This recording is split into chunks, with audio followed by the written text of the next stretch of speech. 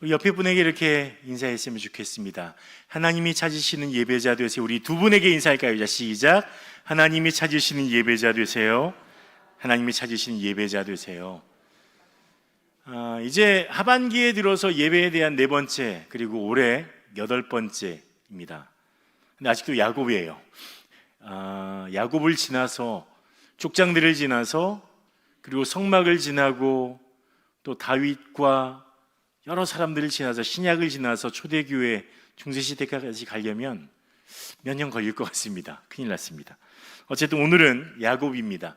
계속해서 예배의 정의에 대해서 제가 이야기해드리고 있는데, 오늘 만날 예배의 정의는 조금 깁니다. 함께 읽어보겠습니다. 예배 정의 시작.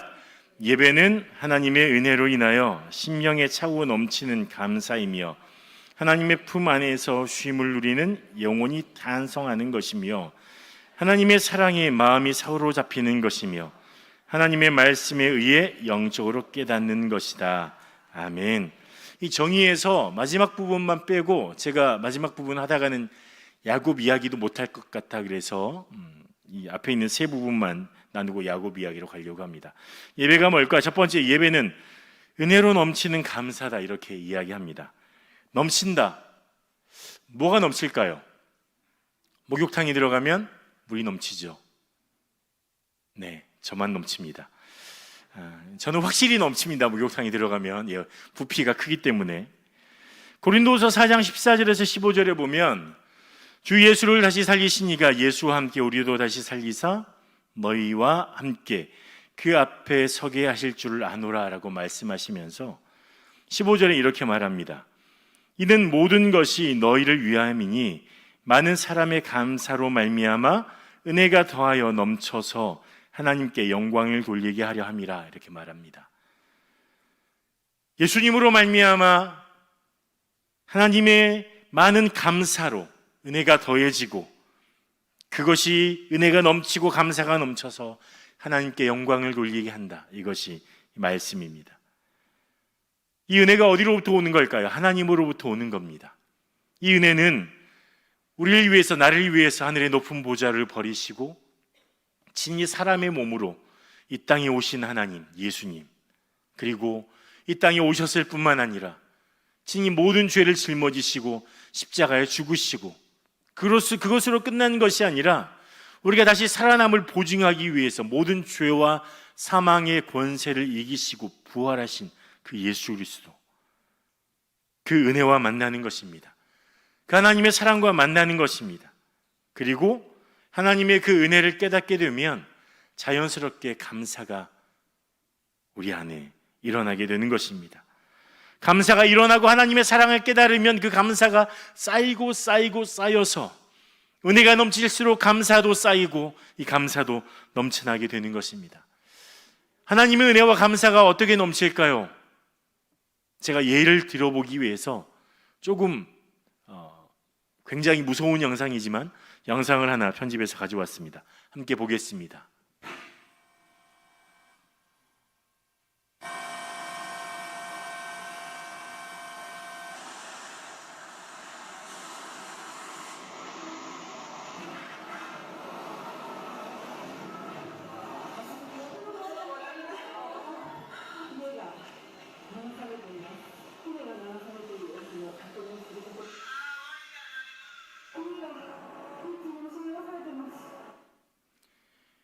넘친다는 건 바로 이런 겁니다. 무서운 장면이지만 그냥 넘친다 그러면 그냥 어느 순간 홍수가 났을 때, 조금 강이 넘쳤을 때 그 정도가 아니라 하나님의 사랑과 은혜가 넘치는데 모든 것을 덮을 만큼 하나님의 사랑과 은혜가 넘친다는 것입니다.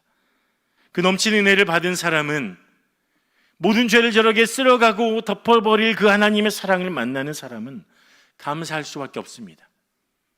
우리의 죄가 덮어지고 쓸려나가고 하나님의 사랑이 우리에게 가득 부어졌을 때 우리는 하나님의 그 사랑을 만나고 감사할 수밖에 없죠. 그리고 감사하는 사람은 비로소 하나님을 온전히 예배하는 사람이 됩니다. 왜냐하면 감사하는 사람은 하나님을 사랑할 수밖에 없죠. 왜냐? 하나님의 사랑을 깨달았기 때문에.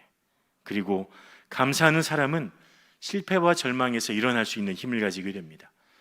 하나님이 내 하나님이시고 하나님이 내 삶을 다스려 가시고 하나님이 또 나에게 은혜 주실 것이고 나에게 능력 주실 것이고 이것을 믿는 믿음이 감사로 우리를 이끌어가고 이 감사가 감사를 불러일으키며 감사가 넘칠 때 우리에게 믿음이 일어나고 소망이 일어나고 하나님을 향한 사랑이 일어나게 되는 것입니다. 그러면 감사는 어떻게 하나님의 예배와 하나님을 향한 예배와 연결될까요? 시편 50편 23절에 이렇게 말씀합니다. 함께 읽어보겠습니다. 시작.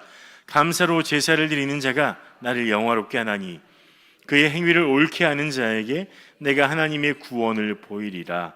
아멘. 감사로 제사를 드리는 자가 하나님을 영화롭게 한다. 그러면 감사로 제사를 드리니까 감사는 뭐예요? 감사의 제물이 되는 거죠. 감사가 하나님께 드려질 제물이 되는 것입니다. 아삽이 쓴 시편 50편에는 예배를 드리는 많은 사람들의 이야기가 나옵니다. 그런데 진정한 제물이 아닌, 그냥 진정한 예물이 아닌, 감사가 아닌 번제물만 드린 사람들의 이야기도 나옵니다. 시편 50편 8절에 이렇게 말씀하는데요, 함께 다시 한번 읽어보겠습니다. 시작. 나는 내 제물 때문에 너를 책망하지 아니하니 내 번제가 항상 내 앞에 있음이로다. 아멘. 무슨 말입니까? 너희가 항상 번제를 드리기 때문에 내가 너희가 번제를 드린 일, 너희가 번제를 드리지 않았다고 나는 책망하지 않는다. 대신 무엇 때문에 책망하느냐? 너희가 번제를 드리는데 제물이라고 짐승은 드리지만 너희 삶을, 너희 마음을, 너희 감사를 드리지 않는구나. 그래서 마지막에 시편 50편 23절에 이렇게 이야기하는 거예요. 감사로 제사를 드리는 자가 나를 영화롭게 한다. 제물만 가지고 와서 면피만 하는 것이 아니라 감사로 제사를 드리는 사람, 진정으로 그의 마음과 삶과 모든 것들을 드리는 사람이 진정한 예배자, 진정으로 진심으로 예배를 드리는 사람이다. 이렇게 이야기하고 있는 것입니다. 예배는 이 자리에 있다고 다 드려지는 것이 아닙니다. 아삽이 말하는 것처럼 이 자리에 나와서 예배를 드린다고, 이 시간을 채운다고 예배를 드리는 것이 아니라 하나님 앞에 온전한 감사를 드리는 사람이 진정한 예배자가 되는 것입니다.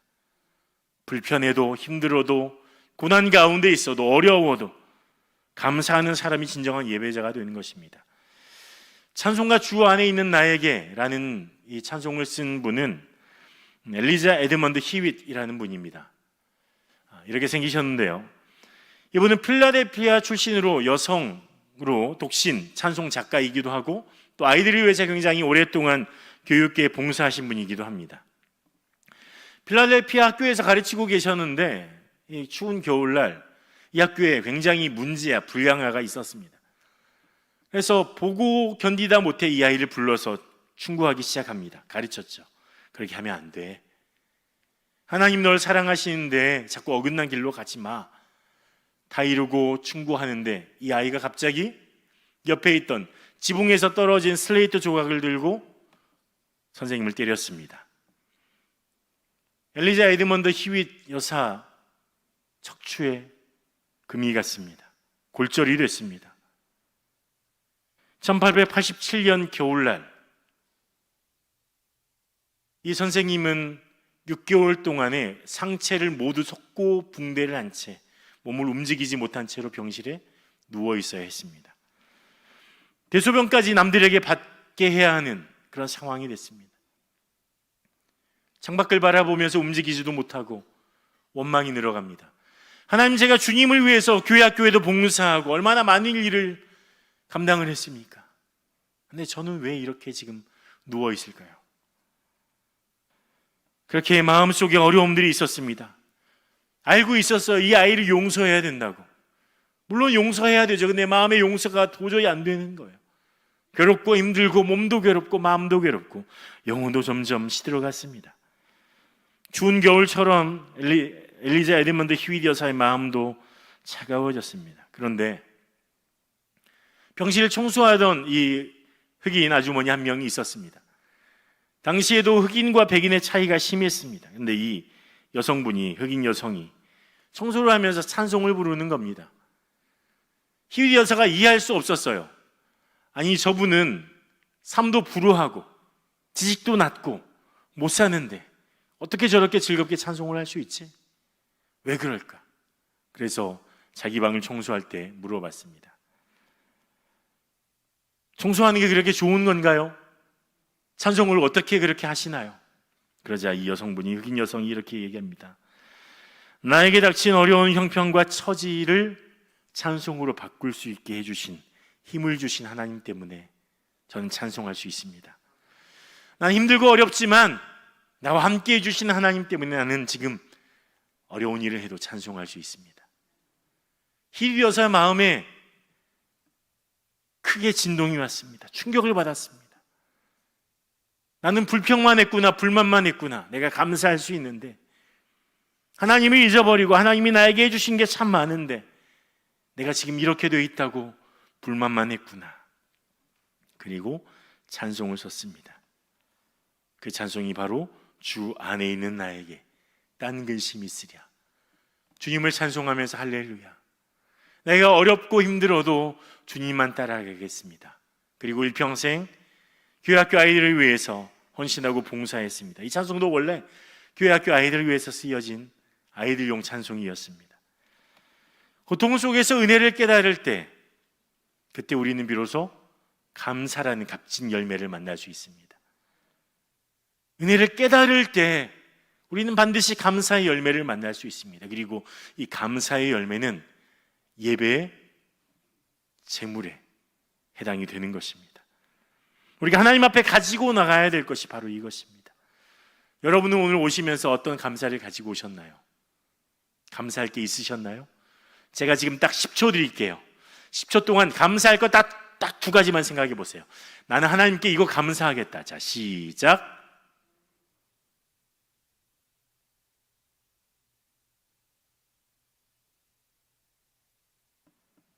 자, 여기까지. 두 가지 생각하셨어요? 그러면 앞으로 예배에 나올 때 여러분들은 반드시 딱 두 가지의 감사 내용을 가져오십시오. 최소한. 하나님 이렇게 해서 감사합니다. 이렇게 해서 감사합니다. 감사할 게 없어. 왜 없어요? 내가 지금 살아서 숨 쉬고 있는데. 얼마나 감사합니까?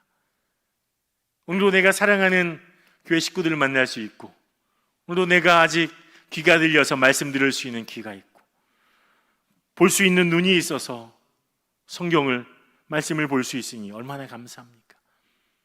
내가 오늘도 걸어 다닐 수 있는 발이 있는데, 내가 좀 힘이 없어서 구부정하지만 지팡이라도 짚고 올 수 있어서 얼마나 감사한가요?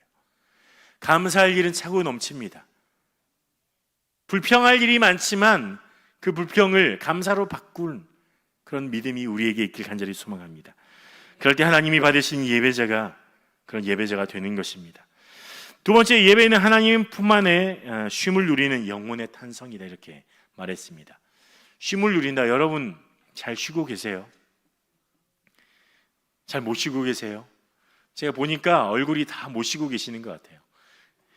그 스티브 도나유라는 사람이 있었는데, 이 사람이 20대 유럽 여행을 하고 있었습니다.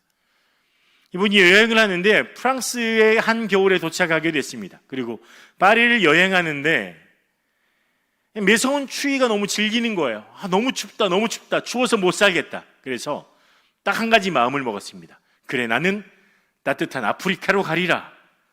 그렇게 생각하며 태양이 장렬하는 서아프리카에서, 그 해변에서 이 추운 겨울을 나는 따뜻하게 보내겠다 하며 아프리카를 향해서 갔습니다. 비행기표를 살 돈이 없어서 남의 차를 빌려 타다가 알제리에 시작된 여행, 뜻하지 않게 세계에서 가장 큰 사하라 사막을 건너가게 됐습니다. 그리고 수십여일 동안 이 사하라 사막을 지나가는 일을 했습니다. 이 스티브 도나유는 처음에 목적이 딱 하나밖에 없었습니다. 그냥 따뜻한 서아프리카 해변에 가겠다. 근데 사막을 지나야 했죠. 그 과정에서 어려움도 당하고 고통도 당하고 또 좋은 일도 만나고 기쁨도 만나면서 깨닫게 된 것들이 여러 가지 있었습니다. 나중에 유명한 컨설턴트가 된 이후에 책을 하나 썼는데, 그 책의 이름이 바로 사막을 건너는 6가지 방법이란 책입니다. 저분 손에 들고 있는 책인데요, 그 중에 6가지 방법 중에 두 번째 이런 이야기가 나옵니다. 오아시스를 만날 때마다 쉬어가라. 사람들은 더 빨리 길을 가기 위해서 오아시스를 만나도 또 나오겠지 하며 쉬지 않는다는 거예요. 그런데 반드시 오아시스를 만나면 쉬어라 말합니다. 사막을 여행하는 사람들이 꼭 새겨들어야 할 속담이 하나 있다고 합니다. 그것은 더 많이 멈출수록 더 멀리 갈 수 있다. 더 많이 쉼을 할수록 더 멀리 갈 힘을 얻게 된다는 말입니다.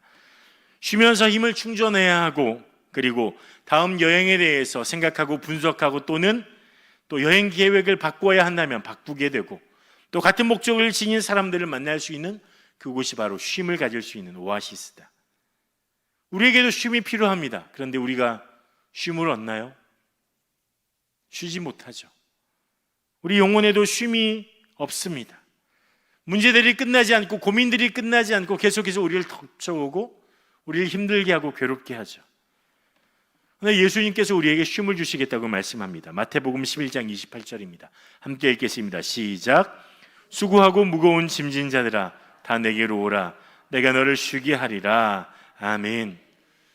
무거운 짐이 없는 사람이 어디 있습니까? 다 무거운 짐이 있죠.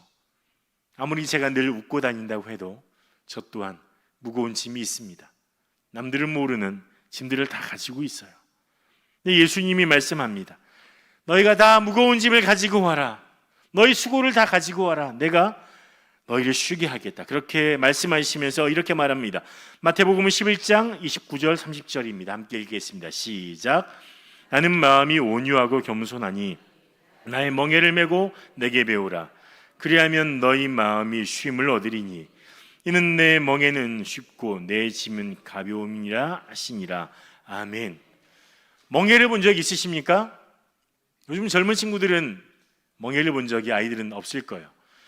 소가 쟁기를 끌거나 달구지를 끌 때 목에 메어서 끌게 하죠. 그런데 이것은 이스라엘은 우리와는 멍에가 다릅니다. 이스라엘은 두 마리에게 멍에를 함께 지워요. 두 마리가 함께 멍에를 메고 끌고 가게 하는 것이 이스라엘의 멍에입니다. 이스라엘에서는 특별히 새끼 소를 가리킬 때 어미소와 함께 멍에를 지게 합니다. 그러면 짐에 있는 모든 무게는 어떤 소가 감당할까요? 어미소가 감당합니다. 그리고 새끼는 함께 이 멍에를 메면서 어미를 따라가며 어미가 대신 져주는 이 무거운 짐을 지지 않고 자기는 가볍게 멍에를 메고 가는 것입니다.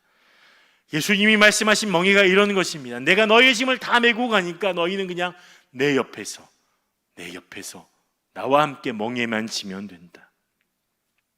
그리고 새끼소는 어미소에게 배우죠. 주인의 부름에 응답하는 방법, 일을 해내는 방법 하나하나 배워가며 조금 더 능숙해져 가며 어미소를 닮아가게 되는 것입니다. 마찬가지입니다. 우리가 예수님께 배운다는 것이 이런 것입니다. 예수님께 우리의 모든 짐을 맡겨드리고 무거운 것들을 맡겨드리고 주님과 함께 걸어가며 주님께 배움으로 우리는 쉼을 얻게 될 뿐만 아니라 성장할 수 있게 됩니다. 그냥 멍에를 내려놓고 쉬는 것이 아니라 성장을 해나가면서 쉬는 영적인 쉼, 이것이 바로 예배입니다. 예배란 내 안에 가득 차있던 문제들을 다 주님께 맡겨드리는 것입니다. 내 멍에를 내 혼자 지고 그 멍에에 매여서 어찌할 바 몰라 하며 끙끙대며 걸어가는 것이 아니라 내 모든 무거운 짐을 주님께 맡겨드리는 것이 바로 예배입니다. 주님께 맡겨드리십시오. 오늘 예배 가운데 여러분들의 모든 무거운 것들을 맡겨드리고 주님 말씀에 순복하며 주님과 함께 멍에 매는 여러분 되시길 축복합니다. 세 번째, 예배는 하나님의 사랑에 사로잡히는 것입니다. 중독이란 말 들어보셨죠? 중독이란 말을 쓸 때는 굉장히 부정적인 말에 많이 씁니다.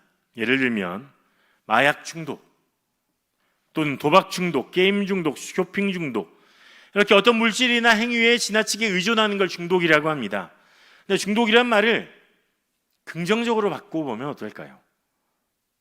그러면 이렇게 표현할 수 있을 것 같습니다. 중독이 아니라 사모함, 사로잡힌 상태, 이렇게 표현할 수 있겠죠. 중독은 어떤 걸 갈망하는 거죠. 하고 싶어서 견디지 못하는 게 중독입니다. 사람들은 마약을 하고 싶어서, 도박을 하고 싶어서, 게임을 하고 싶어서, 쇼핑을 하고 싶어서, 다른 것 때문에 그걸 갈망하며 하고 싶어 하는 것, 정말 원하는 것, 이게 중독의 상태죠. 그런데 여러분은 그러면 하나님을 그렇게 사모하고 중독적으로 즐거워하고 있습니까? 하나님을 찾고 있습니까? 시편 70편 4절에 말합니다. 함께 읽어보겠습니다. 시작. 주를 찾는 모든 자들이 주로 말미암아 기뻐하고 즐거워하게 하시며 주의 구원을 사랑하는 자들이 항상 말하기를 하나님은 위대하시다 하게 하소서. 아멘. 주를 찾는 모든 자들이 주로 말미암아 기뻐하고 즐거워하는 것, 이것이 하루만이 아니라 날마다 항상 말하기를 하나님은 위대하십니다, 위대하십니다. 날마다 하나님께 중독돼서, 하나님께 사모하며 하나님께 사로잡혀서 그렇게 하는 것입니다. 사랑은 적당하게 하는 게 아닙니다. 사랑하는 대상에게 내 모두를 던질 수 있는 게 사랑이죠. 사랑하는 사람이 즐거워하는 것이라면 기꺼이 내 시간도 물질도 투자하는 게 바로 사랑이 아닙니까? 주님을 사랑한다면 주님께 사로잡혀야 합니다. 예배는 이렇게 하나님의 사랑에 사로잡히는 것입니다. 하나님의 사랑에 중독되는 것입니다. 하나님을 기뻐하고 즐거워하는 것입니다. 하나님을 기뻐하고 즐거워하는 여러분 되시길 간절히 축복합니다. 이제 야곱의 얘기로 좀 들어가 보고자 합니다. 이제 야곱의 얘기 마지막 부분이 될 텐데, 그리고 가장 중요한 부분이 될 겁니다.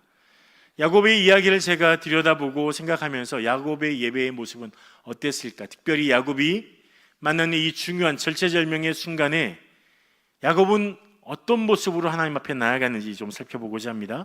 첫 번째, 우리의 예배는 홀로 있을 때 시작된다, 이것입니다. 우리의 예배는 홀로 있을 때 시작된다. 오늘 본문은 야곱하면 생각나는 아주 중요한 본문 중에 이야기 중에 하나입니다. 창세기 32장 24절을 함께 볼까요? 자, 시작. 야곱은 홀로 남았더니 어떤 사람이 날이 새도록 야곱과 씨름하다가, 아멘. 이 씨름이 시작된 시점 언제입니까? 야곱이 자신의 한계와 부딪혔을 때입니다. 실패가 예정되어 있고 내 방법이 통하지 않는 걸 어느 정도 알고 있을 때, 그리고 이 문제가 해결되지 않을 것 같을 때, 뭐죠? 형 에서가 400명의 군사를 끌고 오고 있고 내 재산은 다 사라질 것 같고, 하물며 아내와 자식들도 죽임당할지 모르고 나도 죽을 줄 모르는 그 상황, 그때 야곱은 홀로 남았습니다. 집에서 떠날 때처럼 홀로 남았습니다. 에서의 마음을 풀기 위해서 선물도 준비하고 재산도 여러 때로 나누어 보고 그 중에 혹시나 살아남을까, 자식과 아내들도 따로 밤에 늦게 보내긴 했지만 그래도 커다란 불안이 야곱을 덮쳐왔습니다. 밤이 되어서 야곱은 조용히 자기 가족들마저 야복강을 건너게 합니다. 야곱이 건너갔다 다시 돌아왔는지 아니면 가족들만 건너가게 했는지는 알 수 없습니다. 하지만 중요한 것은 야곱이 여기에 홀로 있었다는 것입니다. 그리고 홀로 남아있자 불안과 혼동이 야곱을 사로잡았습니다. 덮쳐왔습니다. 앞에 보낸 무리들을 모두 죽이면 어떻게 하지? 한때라도 살아남을 수 있을까? 가족들과 아내들은, 자식들은 형의 손에 죽지는 않을까? 그래도 선물을 보냈는데 용서하지 않을까? 아니야, 형이라면 그러지 않을 거야. 난 여기서 죽지 않을까? 20년 동안 이날만 보며 살았는데 인생 참 허무하구나. 혼자 남아서 이런 생각을 하지 않았을까요? 야곱은 이제 홀로 남아 있습니다. 형의 장자권을 빼앗아서 외삼촌 라반의 집에 그곳으로 달려갈 때도 혼자였는데 20년 동안 수고해서 재산도 어느 정도 모았고 아내와 자식들도 생겼는데 가족도 이렇게 이루었는데 지금도 또 혼자가 됐습니다. 그런데 여기에 하나님이 찾아오십니다. 하나님 앞에 껍질을 쓰고 치장한 것들을 모두 버리고 아무것도 없는 상태로 홀로 남자 하나님이 찾아오셨습니다. 예배도 마찬가지입니다. 우리가 좋은 것들로 애써 치장하고 있어 보이려고 할 필요가 없습니다. 하나님은 내가 하나님 앞에서 홀로 존재, 아무것도 아닌 장로요, 집사요, 목사요, 권사요, 무엇을 해냈고 어떤 일을 했고 교회 몇 년 다녔고 다 필요 없어요. 딱 하나, 하나님과 나와의 1대1의 관계. 홀로 있을 때 하나님이 찾아오신다는 것입니다. 우리가 수십 년 동안 수고했기 때문에 하나님이 찾아온 것이 아니라, 내가 교회에 헌금을 많이 했기 때문에 하나님이 찾아오시는 것이 아니라, 내가 이런 직분을 가졌기 때문에 하나님이 찾아오시는 것이 아니라, 내가 하나님의 자녀로 홀로 하나님 앞에 설 때 하나님이 찾아오시는 것입니다. 홀로 하나님 앞에 서야 합니다. 내 전 존재가, 인격이 하나님 앞에 설 때 하나님이 찾아오십니다. 두 번째, 우리의 예배는 하나님을 붙드는 것인데요, 야곱이 홀로 있을 때 어떤 사람이 갑자기 야곱을 찾아왔습니다. 그리고 갑자기 씨름이 벌어집니다. 이거는 그냥 이기고 지는 문제가 아니라 생명을 다루는 일이었습니다.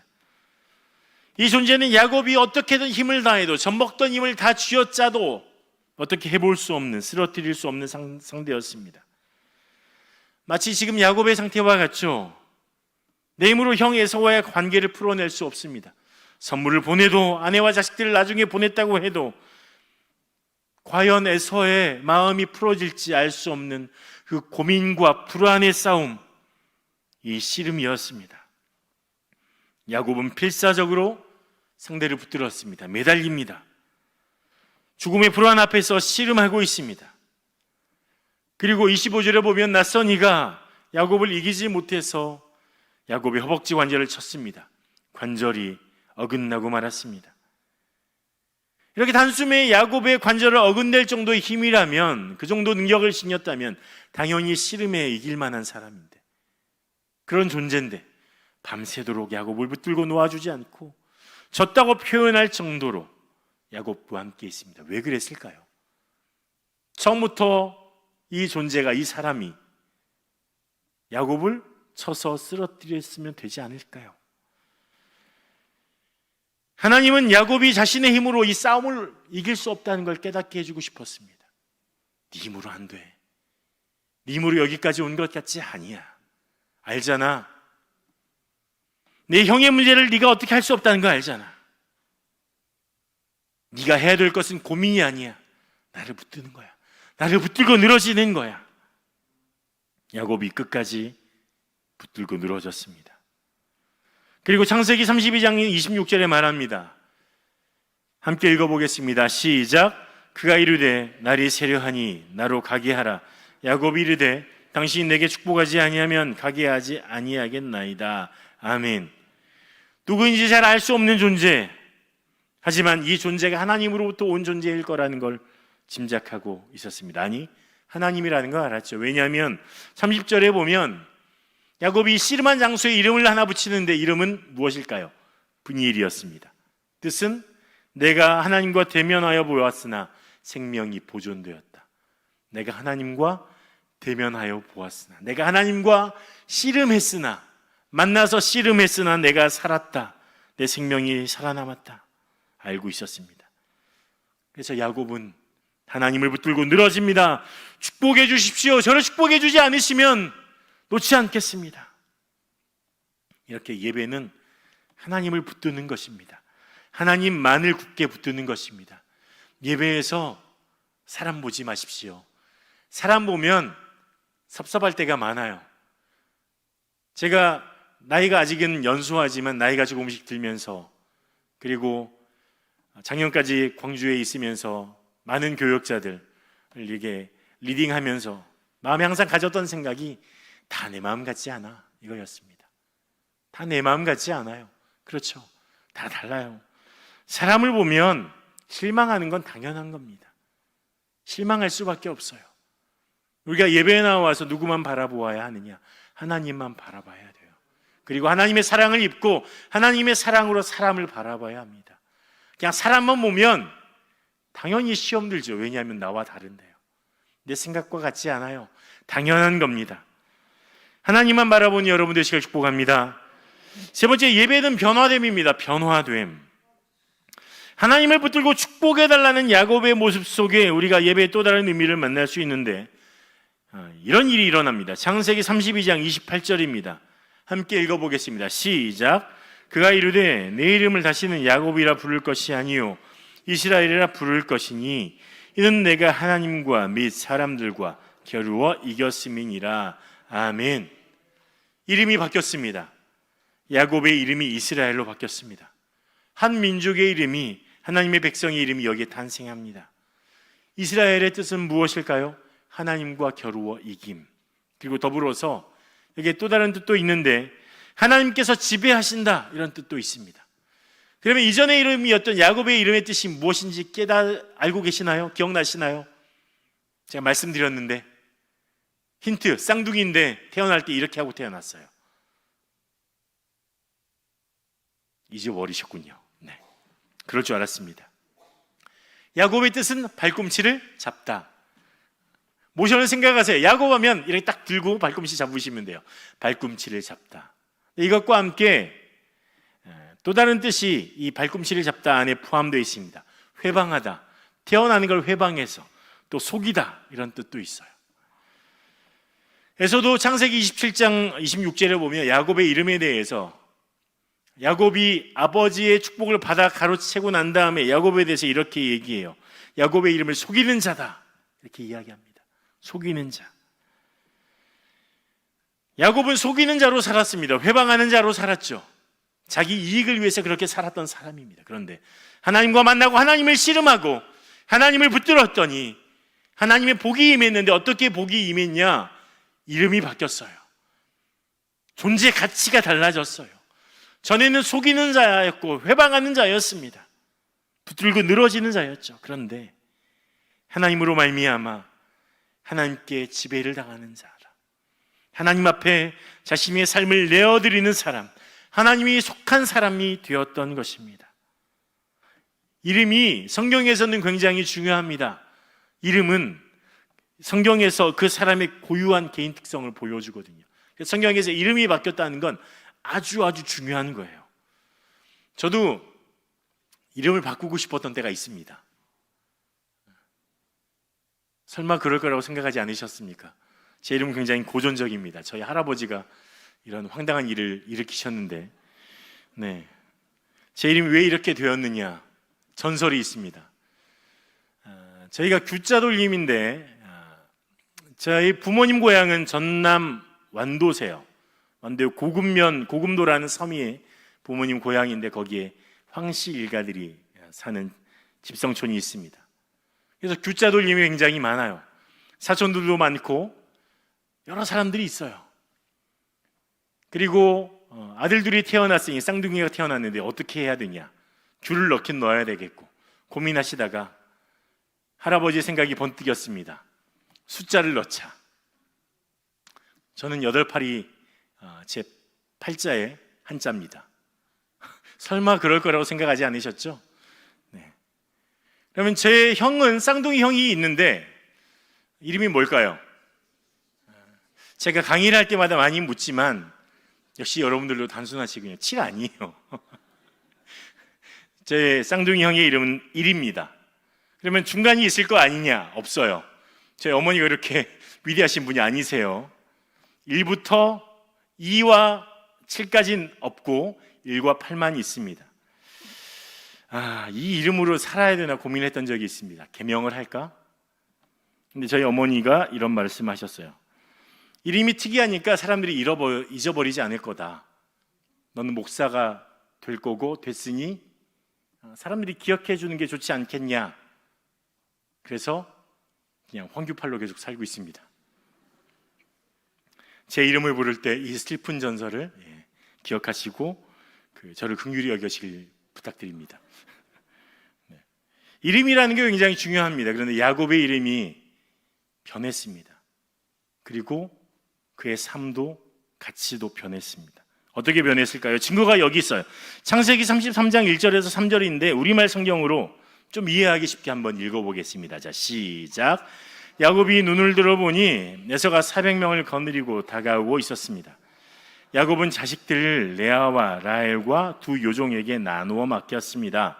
그는 두 요종과 그 자식들을 맨 앞에 세우고 레아와 그 자식들을 그 다음에 세웠으며 라헬과 요셉은 맨 뒤에 세웠습니다.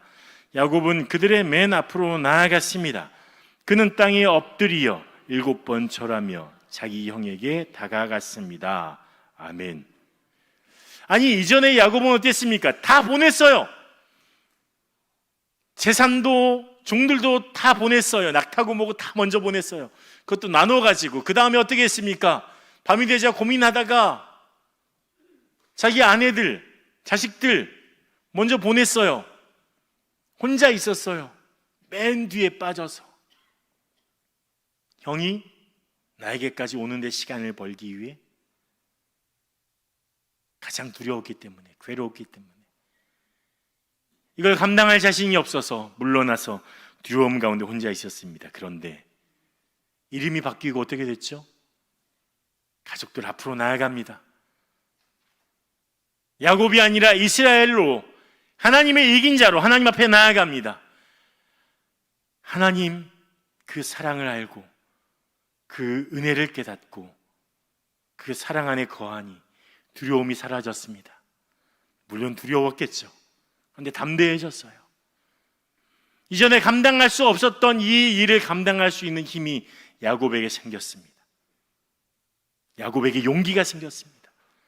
이제는 두려움이 가득했지만 이제 하나님이 주신 용기, 하나님을 내가 붙들었더니 하나님이 복을 주셔서 나의 이름을 바꾸어 주시고 하나님과 싸워 이긴 자라는 이름까지 주시고 하나님의 사람으로, 하나님의 백성으로, 하나님의 다스림 아래에 있는 사람으로 다시 한번 확증하셨으니 나에게 두려울 것이 없다.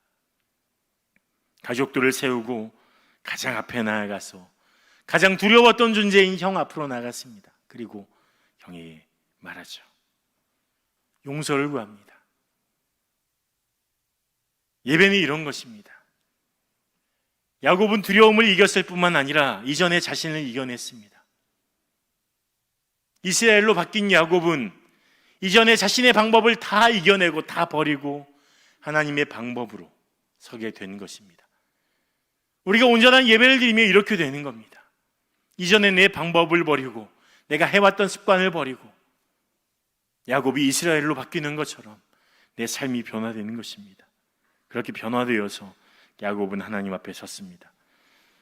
우리는 예배 드릴 때 이렇게 되어야 됩니다. 오늘 한 번의 예배를 통해서 우리의 모든 게 바뀌지 않을 수 있습니다. 하지만 시작하면서 여러분에게 감사의 2가지를 늘 가져오라고 제가 부탁드린 것처럼 그 감사하며 예배를 드릴 때 우리는 점점 하나님 그 모습으로, 하나님의 사람으로 변화될 줄 믿습니다.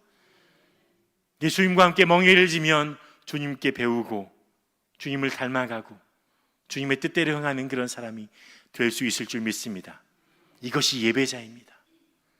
그냥 와서 예배드리고 오늘 나는 예배를 드렸다, 참석했다가 아니라 오늘 나는 조금 더 하나님을 닮아갔구나, 오늘 나는 예수님에게 이것을 배웠구나, 내가 하나님 앞에 감사를 드렸더니 내가 이것까지 감사할 수 있게 됐구나, 저 사람 참 힘들었는데 내가 그 사람으로 인해 감사할 수 있는 일이 있구나, 그런 믿음까지 닿았구나, 감사하다, 하나님의 사랑이 내게 머물렀으니 내가 그 사랑 안에 거하는구나 고백하는 그런 예배자 되시길 간절히 축복합니다.